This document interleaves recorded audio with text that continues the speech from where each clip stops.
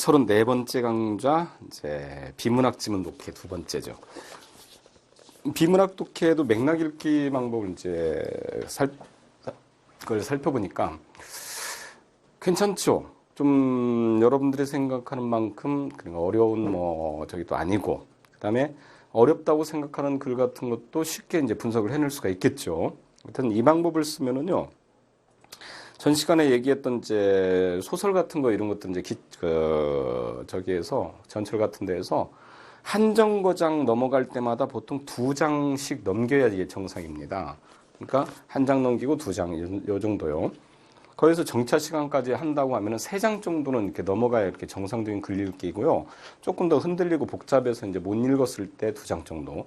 그래야 되는데 막 3정거장 갈 때까지 한 장도 안 넘기고 그러면은 그건 글 읽는 태도가 아니니까요. 그것은 뭐 글자 막 바라보는 그런 적이니까. 그래서 그런 유형을 위해서 조금 더 이제 핵심을 갖다 해서 가보죠. 이제 예시 문제 두 번째에 먼저 그 핵심부터 이제 한번 잡아보죠.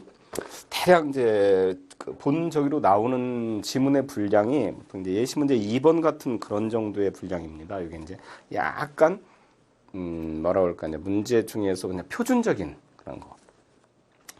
자, 첫 줄에서 있다고 그랬죠. 미술가가 얻어내려는 효과가 어떤 것인지 예견할 수 없기 때문에 이러한 종류의 규칙을 설정하기는 불가능하며 또한 이것이 진리이다. 그러면 여기에서 맥락이 일단 이렇게 잡히네요.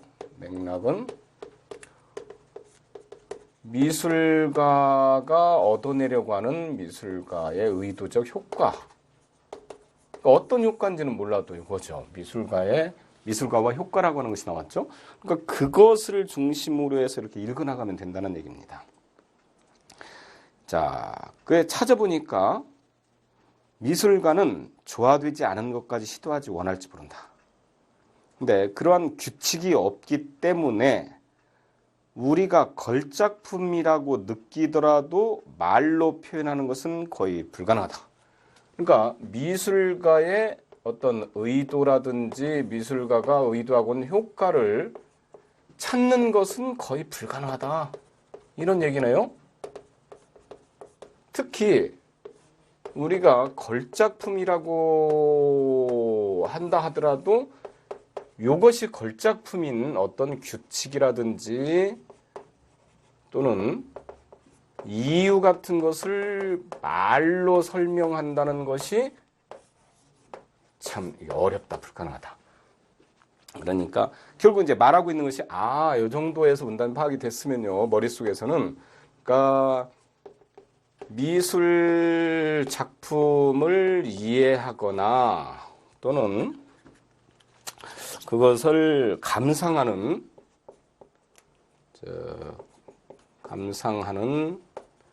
방법에 대해서 지금 얘기를 하고 있죠. 그러니까 이 방법은 어떤 규칙이라고 하는 것이 있을 수 없다. 그런 얘기죠. 그러니까 이렇게 벌써 파악이 됩니다. 자, 그러나 이제 그 핵심이죠. 또 그러나에다 동그라미 이런 것을 쳐둬야 됩니다. 왜냐하면 그로 인해서 다른 내용이 이제 전개가 되니까요. 사람 취미에 대해서 논할 수 없다는 뜻은 아니다. 또 그림을 더 보도록 만들고 더 많이 볼수록 발견하지 못했던 점들을 깨달을 수 있다. 그림을 보면서 감각을 발전시키고 느낌이 풍부해질수록 더욱 그림 감상을 즐기게 될 것이다. 그 얘기입니다. 그러니까 그렇다고 해서 완전히 뭔가 이것을 알 수 없는 것은 아니다. 다만 자주 그 다음에는 많이 이렇게 할수록 어떠한 감상의 방법이라든지 느낌이라든지 이런 것들이 누적되어서 간다 하는 것은 사실이다. 그런 얘기네요. 취미도 마찬가지다. 즉 취미는 개발될 수 있다는 사실이 숨겨져서는 안 된다. 자, 예를 들었습니다. 예를 들었죠. 그냥 차는 동그라미는 쳐두고 넘어가면 됩니다. 또 맛의 차이를 찾아내려고 한다면 정확하게 식별해낼 수 있는 감식가가 될 수가 있을 거다. 그러니까 여기서 이제 예시가 된 것은 이러한 것에 대한 감상 방법이 차를 마시는 것도 여러 번 마시다 보면 똑같다. 그 얘기네요. 넘어가고.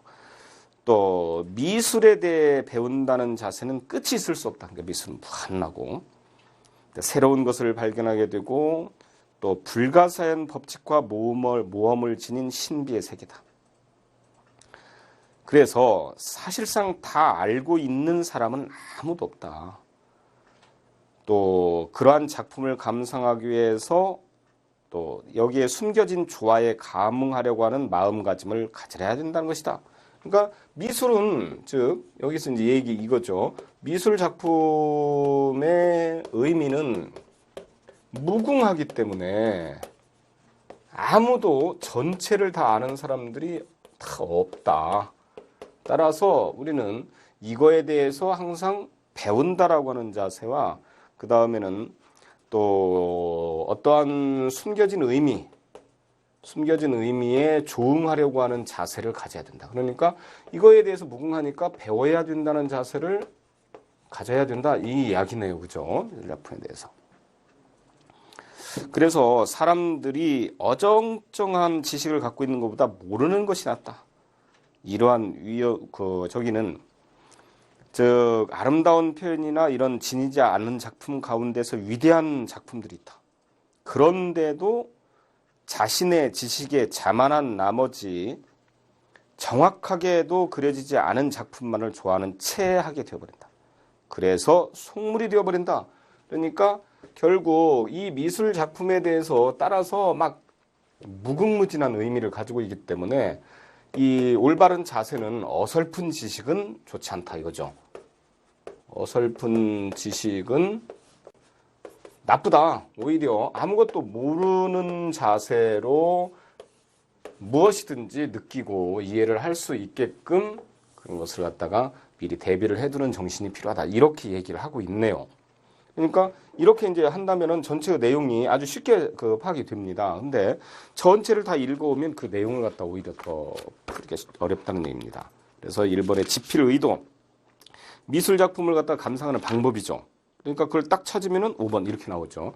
그러니까 이 내용을 대개 이제 숙달이 되면은요, 이게 원래 글자를 읽으면은 보통 이제 2분에서 2분 30초 정도 걸리는데, 맥락을 잡아서 오면 약 1분 정도 걸립니다. 그러니까 1분 정도 걸리면 문제를 푸는 시간은 30초도 안 걸립니다. 왜냐하면 내용이 딱 들어와 있으니까 예항을 딱 그냥 보는 순간 아니네, 2번 아니네, 3번 아니네 이렇게 착착착착 이거 4번 올래? 이렇게 해서 잡는다는 얘기죠. 그것이 확실히 나은 방법입니다. 근데 이것도 다른 그 장지문인 소설이나 그런 것처럼 에이 그냥 지문 긴 거 읽기 싫어. 그러니까 문제만 잘 풀면 되잖아. 그래서 곧바로 문제로 도입을 합니다. 그래서 문제의 예항을 보고서 이 예항에 따라서 위에 있는 제시문, 즉 제시문에서 그 내용을 갖다가 찾아봅니다. 그러니까 이것을 이제 일명 그러니까 문제풀이 방법 중에서 이제 보물찾기 방법이라고 하는데 왔다 갔다 하면서 오히려 더 손해가 나죠. 그러니까 이게 이제 한 문제 보통 이제 세 문항 정도가 있다면은요, 지문 파악하는데 1분, 종합하는데 1분 30초, 문제 하나씩 푸는데 30초씩에서 1분 30초. 그래가지고 3분이면은 끝날 것을 3분이면 정확히 풉니다. 그런데도 불구하고 이걸 왔다 갔다 하면서 보물찾기의 방법으로 하면은 한 문제 푸는데 보통 2분 이상이 걸립니다. 한 문제를 하나 문제 푸는데요. 그래가지고 그 문제를 다 풀면 세 문제가 나오면 6분이 걸리죠. 그러니까 2배 오히려 더 쓰면서도 이렇게 제시문을 파악하지 않고 문제를 하면은 문제를 제대로 풀지도 못하면서도 시간은 2배나 소용되고 그 다음에 오답률도 2배 이상 높아집니다. 그러니까 절대 금해야 될 것이 급하다고 그래가지고 꼭 우리 속담에도 있죠. 바늘 허리 매서 쓸 수 없다는 것처럼 바늘 매서 쓰려고 이렇게 하는 동안에 바늘 귀에다 꿰서 충분히 쓸 수가 있죠.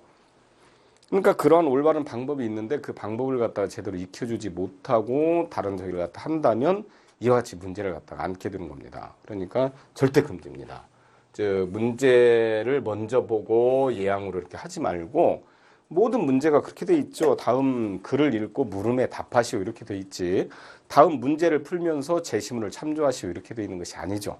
그러니까 원래 가장 올바른 것은 정칙에 따르는 것이 가장 올바릅니다. 자, 세 번째 문단으로 들어가서 역시 맥락을 한번 또 정확히 잡아보죠. 자, 연습 과정이니까 맥락에 대해서 핵심을 갖다 계속 제시를 할 테니까 그것을 보기 바랍니다. 자, 우선 자본주의가 꽃을 피우게 된 것은 생산력의 증가에 있었다. 그러니까 거기에서 이제 자본주의가 먼저 잡히죠. 그래서 여기에서 자본주의가 나왔고 그 다음에는 생산력의 증가가 나왔습니다. 생산력의 증가. 자, 먼저 이 둘을 잡았죠. 이거에 의해서 이제 계속 연결해서 나가는 겁니다. 이게 영국의 섬유공업의 발달했다. 그래서 섬유공업의 발달이 이제 이 도화선이 되었고, 그 다음에 생산력이 그런데 잉여가 엄청난 양으로 증가되었다. 그렇다고 해서 이제 이때 생산에 대한 잉여 증가를 불러일으켰다. 이거죠. 그래서 이 문제가 이제 이거에 대해서 얘기를 하고 있죠. 그러니까 첫 번째 문단은 자본주의는 생산력의 증가에 특징에 있었는데 이게 섬유공업이 최초의 이제 시작이었고 이것으로 인해서 잉여 증가가 나타나기 시작했다. 이거죠. 전에도 있었지만 비생산적인 분야에 되었다. 그러니까 이익이 그리고 피라미드를 짓는데 또 쏟아붓고 그러나 자본주의 시대에서는 이 생산 잉여는 공업 생산을 더 확장하는 재투자도 했다. 이 얘기죠. 그러니까 그 전에 잉여 증가는 비생산 분야에 투자가 되었는데 이 이후 자본주의 시대의 잉여 증가는 생산 분야의 생산에 재투자되었다. 이거네요. 자, 이렇게 해서 잡고. 자, 더구나 시민계급의 요구에 맞춰서 통화제도와 법률제도 등 사회조건을 만들어줬다. 그러니까 이때 이제 국가 정책적인 거죠. 국가 정책으로 뭐 통화, 그 다음에는 여러 가지의 사회, 법률 이런 것들에 대한 것이 나타나기 시작했고 이것이 공인비호감에 따라서 자본주의적 요건에 맞게 정비됐다. 이러한 제도가 국가 정책의 제도가 결국에는 자본주의 요건에 부합되게끔 이렇게 만들어지기 시작했다. 그죠? 그러니까 계속적으로 자본주의에 대한 의미가 이제 이렇게 확장되어서 나오는 거죠. 이러한 경제적인 측면의 정신적 측면에서 종교개혁했다. 자, 종교개혁의 결과 신교가 분리되기에 이르렀고 카톨릭 교회에서는 재산을 많이 가지는 것을 금기시했는데 이 문제는 축제하고 그 다음에는 농민들을 착취해서 아이러니했었다. 그러니까 여기에서 이제 정신적 측면, 물질 측면이나 정신적 측면에서도 이게 일어났는데 정신적 측면의 대표적인 것은 종교이고 이 종교에서 이러한 종교개혁이 이제 일어난 결과 신교가 분리되었다. 이 신교가 분리된 것은 구교의 모순된 행동 때문에 그랬다. 이 얘기죠. 자, 그래서 마로 들어가서 당시에 타락한 교회의 청교도라고 불린 이념은 세속적 활동도 하느님 뜻에 어긋나는 것이 아니라고 가르쳤다. 정당한 방법으로 재산을 모은 것이 오히려 영광이었다. 그래서 기업의 이윤 추구가 부도덕한 것이 아니었고 그 다음에 경제적 불평등이 정당화될 수가 있었다. 근면한 사람은 부자, 가난한 사람은 괴롭힘. 이 이념이 시민계급의 적극적인 호응을 받았다. 이 얘기네요. 그래서 이제 신교 개념에 이때 이제 특히 이제 신교 개념은 결국에는 부의 축적의 정당성을 갖다가 주게 되었고 그 다음에는 이익의 뭐 어떤 이윤의 축적이라든지 이런 것들을 이제 정당하게 이제 봐주기 시작했다. 따라서 이것이 시민계급의 호응을 갖다가 얻어냈다. 이런 얘기네요. 그러니까 이것을 내용을 보면은요 전체를 요 정도의 핵심밖에는 나오지 않죠. 그래서 다시 한번 이제 그 두 번째는 여러분들 문제를 풀기 전에 이런 것을 한번 들어가 보는 것도 괜찮습니다. 처음에 이제 밑줄 쳤던 것들을 다시 쭉 이제 연결해서 잡으면서요. 전체 내용을 이제 구성시키는 거죠. 이걸 이제, 논리적으로는 구상화 작업이라고 합니다. 그러니까 머릿속에서 그걸 인지를 해서 재생시키는 겁니다. 그러니까 자본주의는 결국 생산력의 증가를 가져오고 예를 들어 섬유공업을 이제 발달시키는데 이때 잉여 증가를 가져왔다. 옛날에는 그렇지 않았지만 근대에 이르러서 즉 자본주의 시대에서는 이 잉여를 생산에 재투자를 하기 시작했다. 여기에 따라서 국가 정책이 이제 제도를 이제 확립시켜 줬는데 이게 자본주의의 요건을 만들어 줬고 또한 정신도 이제 이런 것들이 이제 개입이 되어서 이제 대표적인 것이 종교개혁이다. 이 종교개혁으로 인해서 신교가 분리되었는데 구교의 모순 때문에 이제 나타난 것이었다. 특히 신교는 부의 축적을 정당화시켜 줬고 그 축적에 대한 옹호를 해주었기 때문에 시민계급의 호응을 받았다. 이런 내용이네요. 그죠? 아주 간단하죠.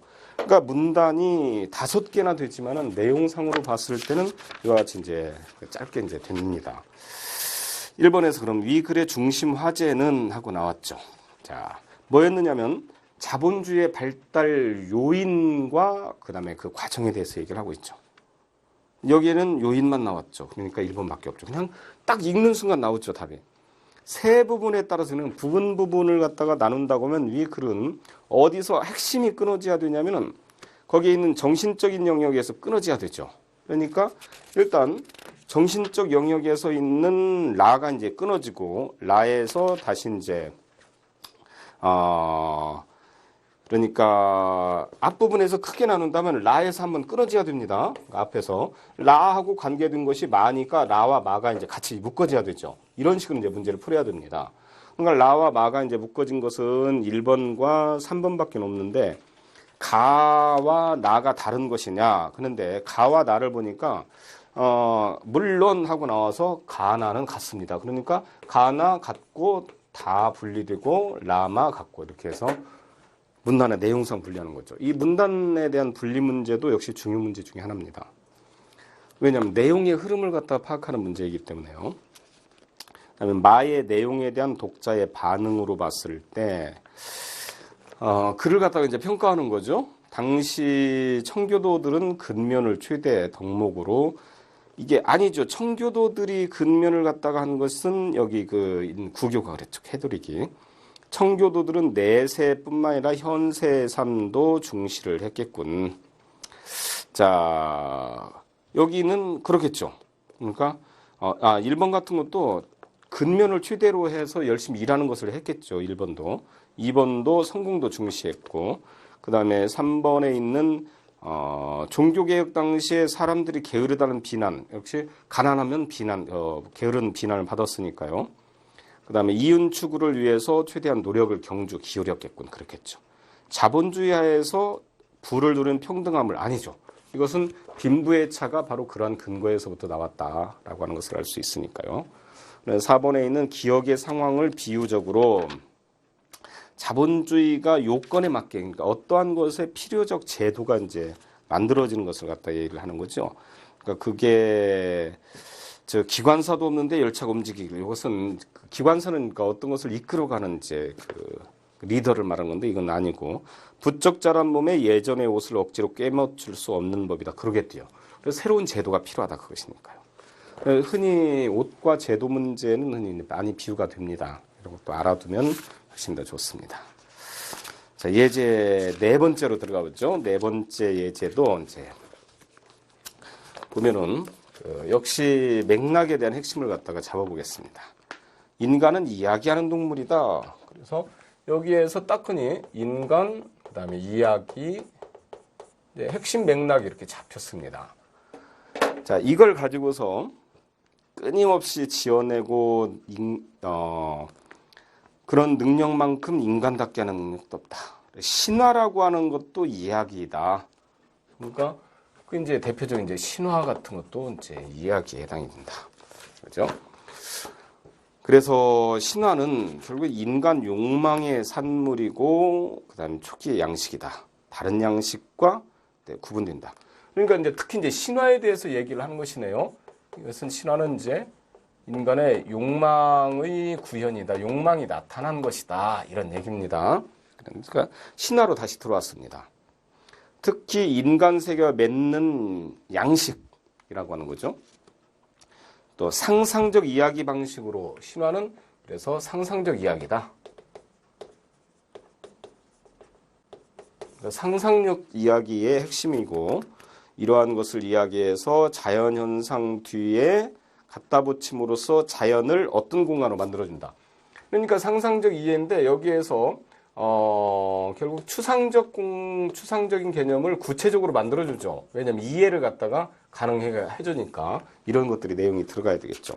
분명히 그 내용을 읽어나가면서 맥락을 처리를 해나가면 이렇게 추론을 할 수가 있죠. 이것도 굉장히 중요합니다.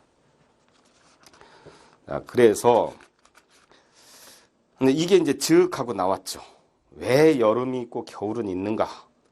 자, 해서 이것으로서 생존의 조건들과 화해하고 세계를 인간화한다. 그래서는 이러한 신화는 결국에는 세계라고 하는 것을 인간화하는 특징을 가지고 있다. 그러니까 이 세계는 자연이죠. 자연이라고 하는 것을 인간적 이해 세계로 바꿔주는 특징이 있다. 이렇게 처리할 수가 있습니다. 상상에 의해 인간과 세계를 연결한다는 점 때문에 신화는 합리적, 이성적 로고스와 충돌하고, 그러니까 특히 이제 이런 상상적 이야기 때문에 합리적인 이성이라고 하는 로고스죠. 로고스하고 이제 충돌을 한다 이거죠. 충돌을 하고. 그 다음에 과학에 의해서 밀려난다. 그런데 현대에 들어와서 관심을 끌게 됐다. 중세에서는 이성과 충돌하고 그 다음에는 비현실적이라 해서 밀려났는데 그 현대에 들어와서 다시 이것이 주목을 받게 되었다. 왜? 신화가. 그러면 이제 이 이유를 갖다 이제 전개를 시키면 되죠. 그래서 이렇게 볼 때 신화는 이해 방식으로 그치는 것도 아니고 그 다음에 현실의 모순을 해소하는 강력한 사고방식이다. 그러니까 이것은 결국 현실 모순을 해소하는 그런 의미로서 현대에서 주목을 받는 것이다. 그렇게 해석을 할 수가 있겠죠. 그 다음에 세계에 이러한 신화를 갖지 않은 집단은 없지만은 그리스, 힌두, 중앙아프리카 이런 신화들이 중요하게 인식되어 있고 그 다음에 현대 양식들은 시나 소설, 영화 이런 서사문학으로 이어져 있다 이거죠. 그러니까 특히 이 신화는 현대에서 다른 서사문학의 근간이 역시 되는 것이다 이런 얘기입니다. 그러니까 뭐 영화 같은 거 이런 거 신화를 배경으로 해서 만들어진 영화나 소설 같은 것도 사실 많죠. 이제 그런 입장에서 해석을 한 거죠. 자, 그러면 문제를 한번 봅시다. 1번에서 윗글은 어떤 질문에 대한 답이라고 볼 수가 있겠느냐. 그러니까 결국에는 신화의 현대적 가치는 무엇이냐라고 하는 것을 이제 본 것이니까요. 이것을 특징으로. 신화는 상상이냐 아니죠. 어떻게 형성되었느냐 이것도 약간 다뤄졌지만 아니고 어떤 특성을 가지고 있느냐 이렇게 봐야 되겠죠. 또 구체적으로 본다면 신화는 어떤 현대적 가치를 가지고 있느냐 이렇게 봐야 되고요. 그 다음에는 윗글을 바탕으로 신화의 개념을 가장 잘 정리를 해낸다고 하면은 신화는 결국 인간과 세계의 관계, 그러니까 인간과 자연이죠. 그런 관계를 상상의 방법으로 설명한 이야기다. 이렇게 봐야 되겠죠. 그 다음에 3번에서 기억에 들어갈 내용으로 적절한 것은, 그러니까 기억은 어떤 방식이었느냐면요. 이거였었죠. 여기 추상적인 개념을 구체적인 방법으로 이해를 시켜주는 것이었습니다. 그러니까는 이해 가능한 공간으로 만들어준다는 그런 거였죠. 그 다음에 3번에 있는 니은의 예가 이제 될 수가 있는 것은 이것도 적용하는 것인데요. 인간은 그물로 세계를 낚아올림으로써 생존의 조건들과 화해하고 세계를 인간화시키고 그러니까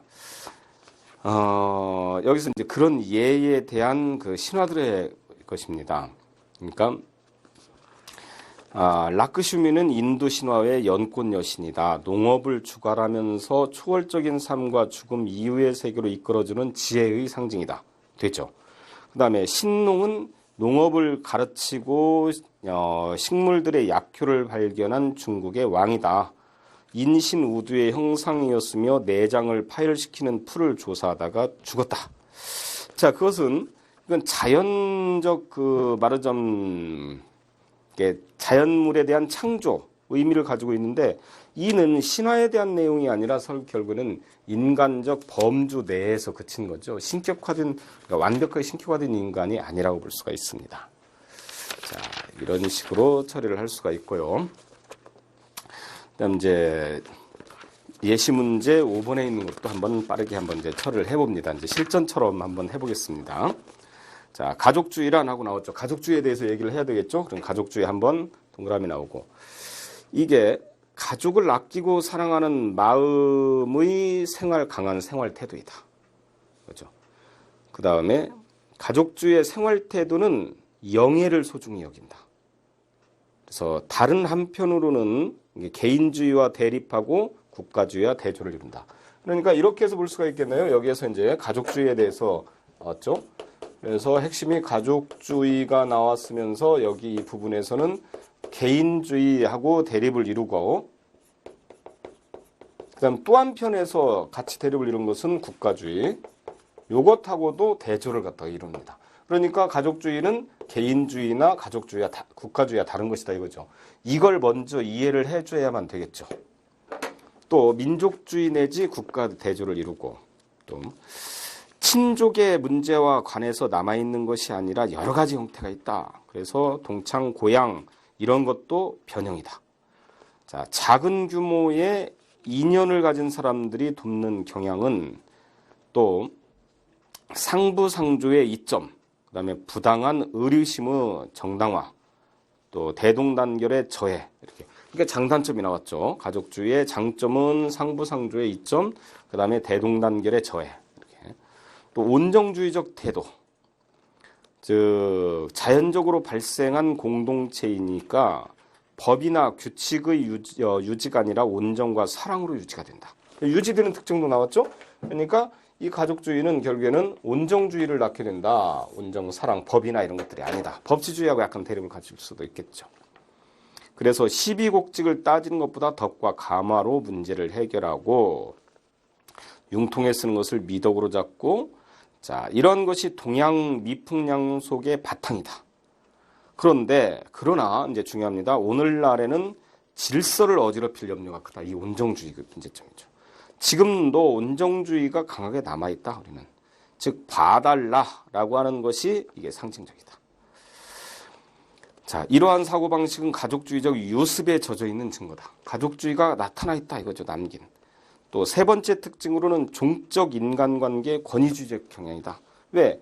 그 가부장적 제도의 주커님저희라든지 아버지의 우선시라든지 서열 중심이니까요. 봉건적 가족 제도를 바탕으로 형성되어서 횡적 관계보다도 상하를 나누는 종적 관계이다. 그래서 민주주의의 물결을 탄 사람은 횡적 관계 이해관념에 이런 가부장적 권위도 수그러들고 있는 사실이나 아직도 남아있다. 그러니까 가족주의의 특색을 갖다 얘기를 했습니다. 그래서 가족주의의 이제 특색으로는 일단 하나의 서로 이제 뭉치는 특색, 상부상조의 특색, 그다음에는 온정주의적 특색, 그다음에 또 권위주의적 특색 이런 이제 서로 간에 적혀 있네요. 그래서 사실은 가족주의의 특색에 대해서 서로의 하나의 그 집단, 그다음에 온정주의, 자, 그다음에는 이제 온정주의 다음에서 서로 간에 이제 세 번째에서 이제 그런 권위주의적 그런 특색의 사회적 특징에 대해서 이렇게 다루고 있습니다. 그러니까 여기에서는 사실은 가족주의의 서로 간에 똘똘똘 뭉치는 집단화, 온정주의, 권위주의의 이 세 가지의 특색을 갖다 중심으로 다루고 있는 글이란 얘기입니다. 다른 것보다 길죠. 길어도 내용은 앞에서 짤막한 글보다도 오히려 핵심 자체가 적죠. 맥락을 쳐버리면 원래 남는 것이 별로 이렇게 없는 것이 부실한 글들. 그러니까 등치가 크다고 그래서 알짱저기는 아닙니다. 그래서 이제 우리 옛말에 작은 고추가 맵다는 것도 이제 그런 데서 나온 거죠. 그래서 1번에 내용을 물었네요. 나타나지 않은 것은 쉽게 찾아낼 수가 있겠죠. 그런 어떤 극복 방안 같은 것은 전혀 안 나왔으니까요. 지적한 가족주의의 태도, 그러니까 위에서 있는 세 가지 저희가 되겠죠. 그다음에 밑줄 친 기억의 이유, 개인주의와 대립하게 되면서 왜 그러냐라고 하는 거 있는데 이것도 따져봐야 되죠. 이것은 가족주의는 민족 화합의 방이 아니죠. 이게 이제 민족주의한 대조적인 거. 즉 횡적보다는 종적인 관계를 유지하니까 그게 되겠죠. 개인주의는 횡적, 가족주의는 종적, 그러니까 서로 간에. 그래 전체 의미를 갖다 파악을 했을 때 바로 찾아낼 수 있습니다. 니은번에서 감싸주는 거, 이건 뭐 항상 팔이 안으로 초록, 동색 뭐 이런 것들이 있죠. 나머지는 뭐 별 문제 없죠. 디귿을 대신할 수 있는 이제 대체어 문제, 알력, 서로 간에 이제 이 알력이라는 것은 수레바퀴 삐득거릴 알자입니다. 그러니까 그냥 잘 맞춰서 돌아가지 않고 서로 삐걱거리면서 충돌한다 이런 얘기입니다. 그래서는 결국에는 갈등, 마찰, 불화, 반목. 근데 반발 같은 것은 아니죠. 하나가 다른 곳에 문제를 가지고 있으니까요.